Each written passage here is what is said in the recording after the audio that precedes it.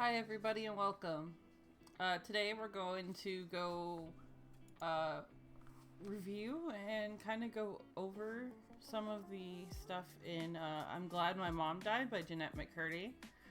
Before I get into this, remember that the views and statements I make are completely my own. They are not attributed to anything inside the book or from any other outside influence. My cats are getting into everything while I'm doing this. I'm not editing that statement out. Sorry. Just a bit of lightheartedness before we kick this all off. I do want to preface this also with a warning that if topics about eating disorders, mental health issues, narcissistic parenting, potential like sexual abuse, I forgot I can't say that on YouTube. Rip. There goes my channel. I'm banned forever. No, I'm not. So before I get into it, that's what I want to preface it with. Like, be prepared for topics that can be pretty squicky for some people. Even me, like, going into talking about this, I'm going to probably share some personal stories. I might even get a little emotional. I'm going to try my best to pause and not let too much of that, like, lead into the recording. So, before we begin, I just want to start this review, something new, with reading the very first entry into the book, which will be the prologue here. The prologue, in my opinion, to this book is probably, like, one of the most telling pieces of an intro like I've seen in a book yet. Not telling, but like not shocking either. Like, I don't know how to describe it, but the opening prologue impresses me with how it was like presented and written, and the personality and the weight of what happens in the prologue. So here you go. Let's see. Prologue. It's strange how we always give big news to loved ones in a coma. As if a coma is just a thing that happens from a lack of something to be excited about in your life. Mom is in the ICU at the hospital. The doctor told us she was 48 hours to live. Grandma, Grandpa, and Dad are out in the waiting room calling relatives and eating vending machine snacks. Grandma says Nutter Butter soothe her anxiety. I'm standing around Mom's tiny, comatose body with my 3 older brothers, Marcus, the together one, Dustin, the smart one, and Scott, the sensitive one. I wipe the corners of her crusted shut eyes with a rag, and then it begins. Mom. Together leans over and whispers into Mom's ear, I'm gonna move back to California soon. We all perk up, excited to see if Mom might suddenly jolt awake. Nothing. Then Smart steps forward. Mama, Kate and I are getting married. Again, we all perk up. Still nothing. Sensitive steps forward. Mommy, I'm not listening to what Sensitive says to try and get Mom to wake up, because I'm too busy working on my own wake-up material. And now it's my turn. I wait until everyone else goes down to grab some food so that I can be alone with her. I pull the squeaky chair close to her bed and sit down. I smile. I'm about to bring the big guns. Forget weddings. Forget moving home. I've got something more important to offer. Something I'm sure Mom cares about more than anything. Mom, I am so skinny right now. I'm finally down to 89 pounds. I'm in the ICU with my dying mother, and the thing that I'm sure will get her to wake up is the fact that in the days since Mom's been in the hospital, has been hospitalized, my fear and sadness have morphed into the perfect anorexia motivation cocktail, and finally I have achieved Mom's current goal weight for me, 89 pounds. I'm so sure this fact will work that I lean all the way back in my chair and pompously cross my legs. I wait for her to come to and wait, but she never does. She never comes to. I can't make sense of it. If my weight isn't enough to get Mom to wake up, then nothing will be. And if nothing can wake her up, then that means she's really going to die. And if she's really going to die, what am I supposed to do with myself? My life purpose has always been to make Mom happy, to be who she wants me to be. So without Mom, who am I supposed to be now? heavy, like, the prologue really sets up and summarizes a lot about what the book is about. You got everything from how like the book starts like with characterizing the mom through like little Jennette's eyes. You hear a lot about how the mom like talks, like she's a cancer survivor. She survived a specific type of breast cancer, and whenever she meets somebody in public, she makes a point to tell people about it, to use it as a crutch. There's several examples in the book where she uses it to get into like exclusive parking, or she uses it as like coaches her to use that story to get her places and shows, because pity points will get her roles. Even if the topic doesn't relate to it, they try to push her, like she tries to ease it into there because her mom said so.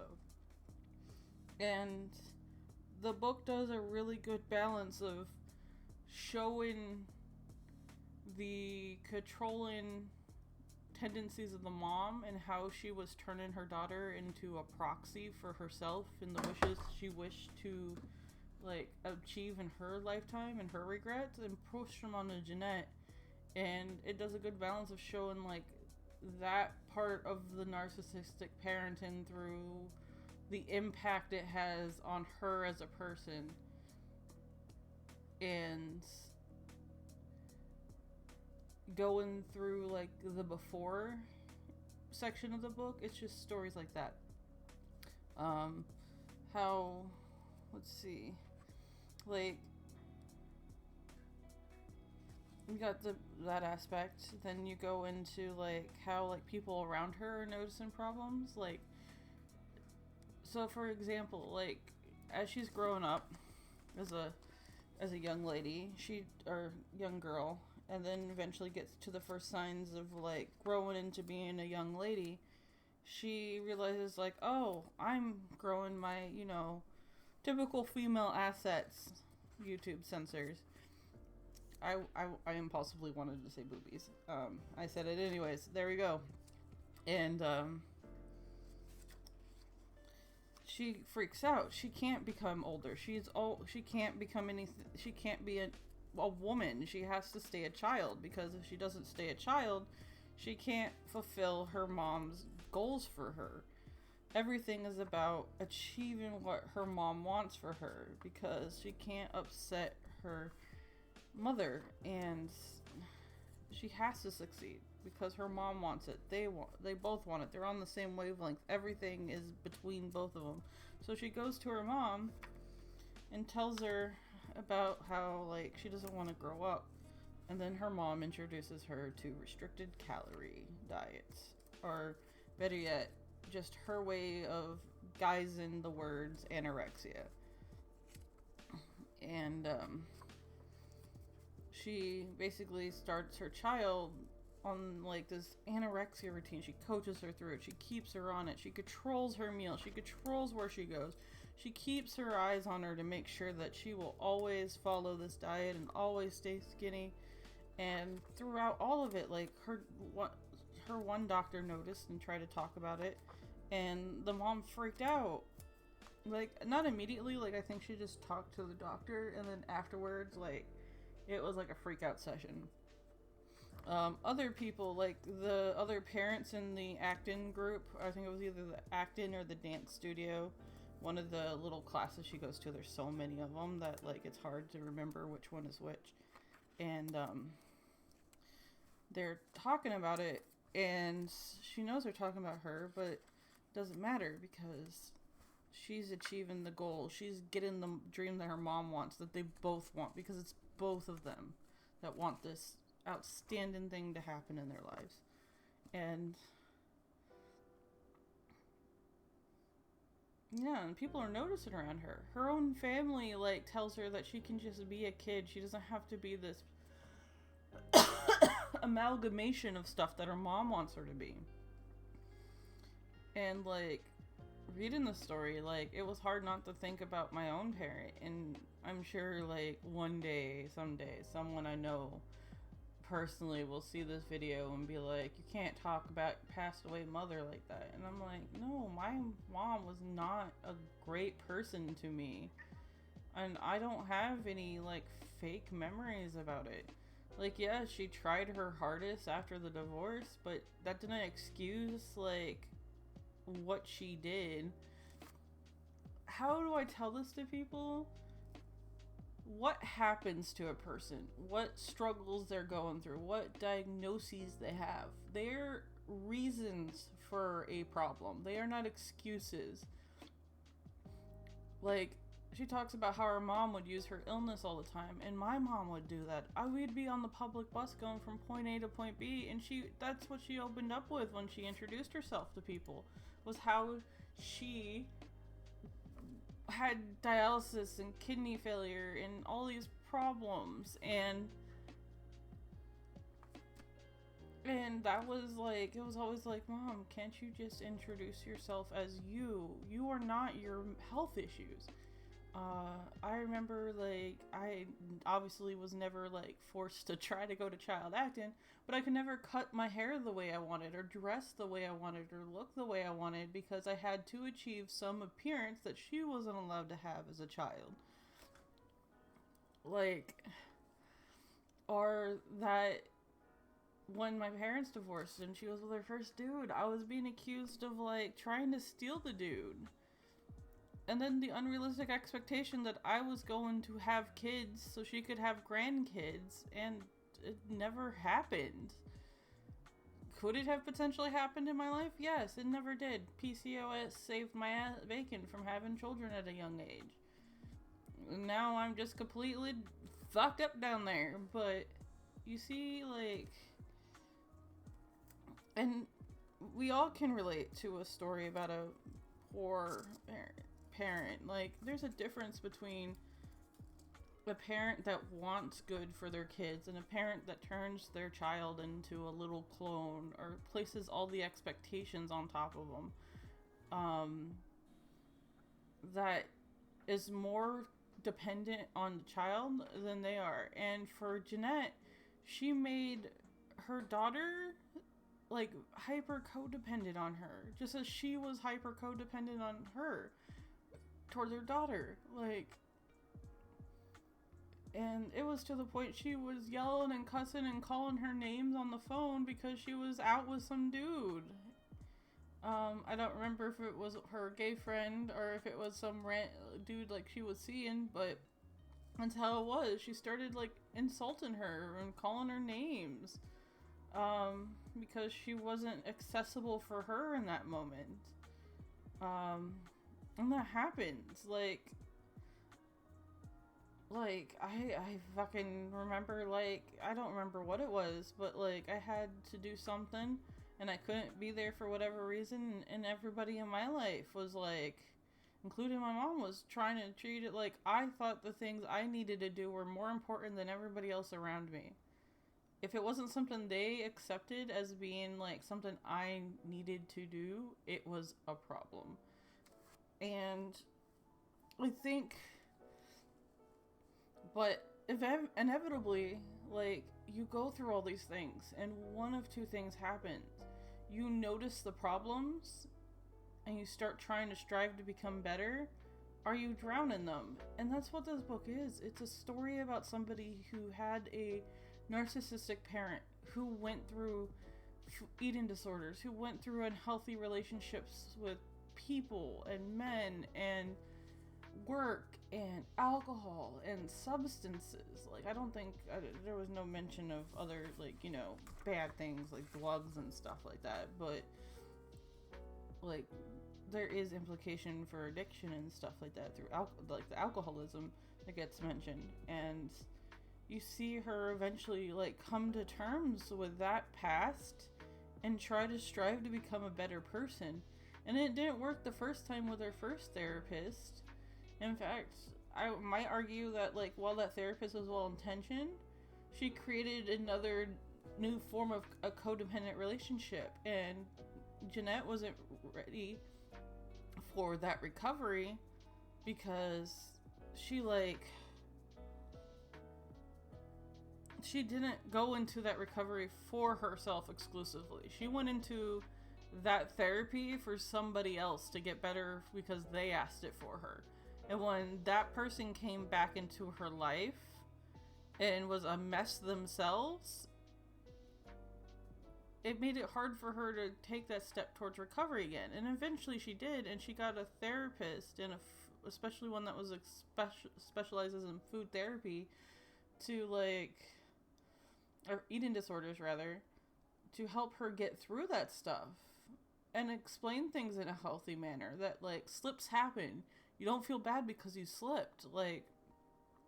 I think the comparison between the two therapists was really well done, and I think it's easy to forget that the detail that Jennette wasn't 100% ready for recovery on the first therapist either.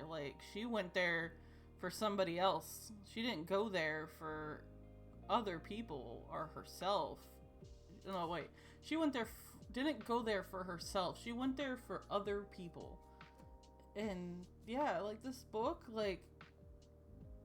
people looked at it, at the cover and the name, and they're like, oh, so she's only bitching about her mom. I literally had this book with me at school, and someone saw it and was like, oh, if my mom treated me like ass, if I wrote a book, I'd make lots of story. And I'm like, that's not what this book is about. Yes, the mom is part of the story, part of the path, but it's about a story about going through something, encountering problems and going through shit, and eventually growing past those and finding help and becoming a better person and realizing that it's okay, that you're okay that your mom died, that you're content with the fact that she's gone, in a way and process that some people don't want to accept. If I was to tell my family right now that I'm just glad my mom is no longer around, they'd freak out. They would not be happy. And I'm like, well, first off, she was suffering through all the shit she was going through. She deserves some fucking peace. Second off, I can't mourn or feel content towards somebody who pretty much had a hand in ruining the beginnings of my life, to the point where I haven't been able to figure out who I am as a person until my 30s. And now I'm getting better because I'm working through it. My mom wasn't the only person who contributed to my problems. Other people did too. Bullies, the military, and just the utter lack of recognition for hard work and other stuff. But this book covers really well how one person sets the tone for the rest of her life. And sometimes our parents are the catalysts for what really snowballs into issues that grow with other people. And I'm glad that she was able to recover, and I hope if other people who see this review by off chance are struggling through stuff, be it from a parent or another person in their life, that they consider reading the book. There is triggering content. There's talk of the anorexia, the bulimia, her mindset going through it. And I know they say reading stuff that has that content can trigger new things.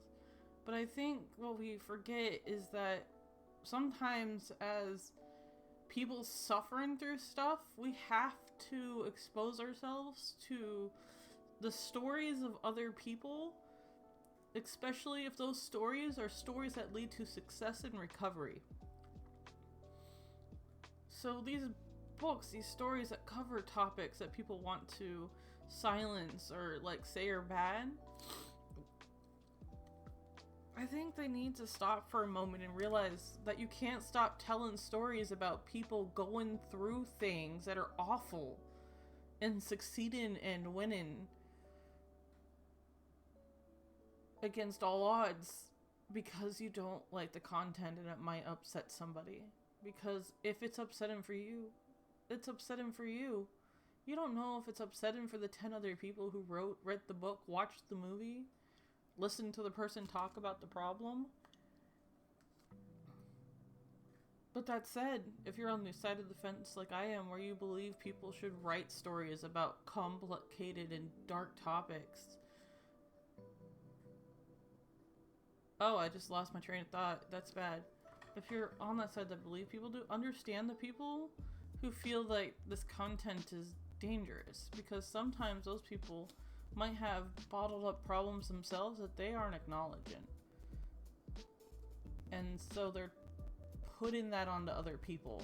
They believe they're saving other people from the problem when they might be having that problem themselves. And going from there. I don't know what more to say. Like, there was something else on the top of my head, and I was like, I'm gonna say a thing. I'm gonna talk about this. And then now I'm just sitting here like, I don't remember what it was. Oh yeah, the third point. And I understand people who talk about books that glorify topics like abuse and rape and all those other non-fun things, you know? And yes, there's a way to write it to where it is glorified and seen as a positive thing. And, you know, I can have problems with that, but I can choose not to read it. It's not for me to enjoy. It's not for you to enjoy if you don't enjoy it. If somebody likes reading dark fantasy romances with unquestionable romance topics, that's not on me, and that's not on them.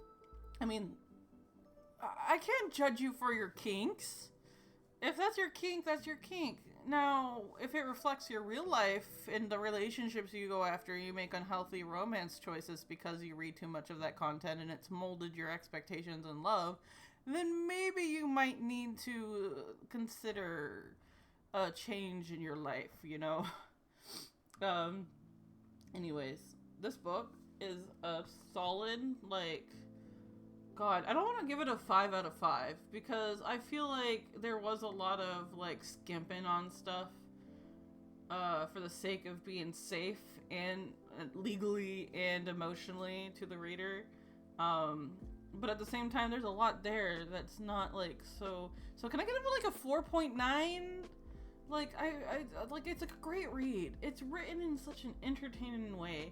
I think there's way too much use of the I pronoun, but I know first person's perspective, autobiography can be a little bit I heavy, so I want to say 4.5. 4.5, it would be a 5 if I feel like she took a little bit more risks in like some of the topics she covered.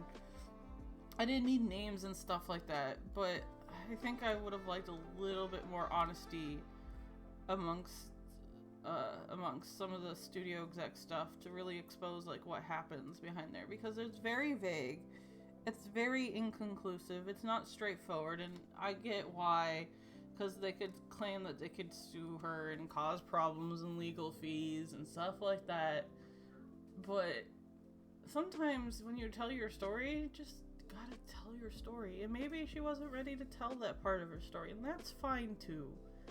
Maybe it didn't fit the narrative that she wanted to do for this book, which is clearly a story about struggling with narcissistic parenting, the issues that she obtained because of that parent, and then coming to terms and healing after it all, and learning to accept that she's glad her mother died. Because, fuck it, sometimes you're just happy someone passed away. And I hope she's made peace and acceptance with what happened with her mom, which I assume so from the content of the book. I know people talk about forgiveness as a method to get over depression and anger problems. I don't necessarily believe in using the word forgiveness for that. I think it's rooted in this need to Christianize like mental health, because the majority of people are Christian and are God-fearing that go through this stuff, and they decide that they built therapy programs and that God and religion is the way to fix everything, and that's why you see terms like forgiveness and gratitude and I'm like, I wouldn't call it forgiveness. I would call it acceptance. Because our mental health problems are like addictions. In a way. They rewire our brain. They tell us, like, what to do and what to think. And what we need to do is embrace that we have that problem and that thought and move past it. Learn that you have it, accept it, and let it go. And that seems like a really simple way to describe it. But if I can accept that I'm a mess because of what other people did, and that it's not exclusively me as the person, I can stop blaming myself and being angry at myself. And I hope that works for other people, is to accept where your blame ends and where their blame begins. Because so many people don't understand that line. And sometimes, you know what? You do need to forgive. You need to forgive yourself. And that's it. That's the only person you should really need to forgive in your life. Especially if you're going through anything that leads to you blaming yourself because of what other people have done. Accept your part. Accept what they did. And once you can do that, I feel like you can start healing. At least that's been my experience. And now I'm just getting on my soapbox. So I'm going to stop myself there. God knows this video is probably only going to see like 5 fucking views. But that's fine. Like, I don't expect it to hit big. I just wanted to cover this book, talk a little bit. Maybe throw in some words of encouragement and some personal belief stuff. We go through shit. She went through shit. That doesn't mean you can also write the same book. What it means is that this book exists to help you recognize and maybe seek help yourself by reading it. Sometimes stories aren't just vanity projects. They're there as a hand to pull you up out of your shit. Anyways, thanks and goodbye. Have yourselves a good day.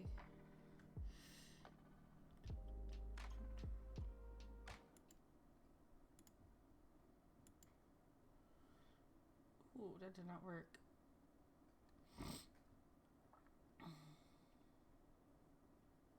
I didn't mute myself and you guys are listening to me mumble as my failures. Yeah, I thought this was a different screen. Bye, toodles. I'm embarrassed now.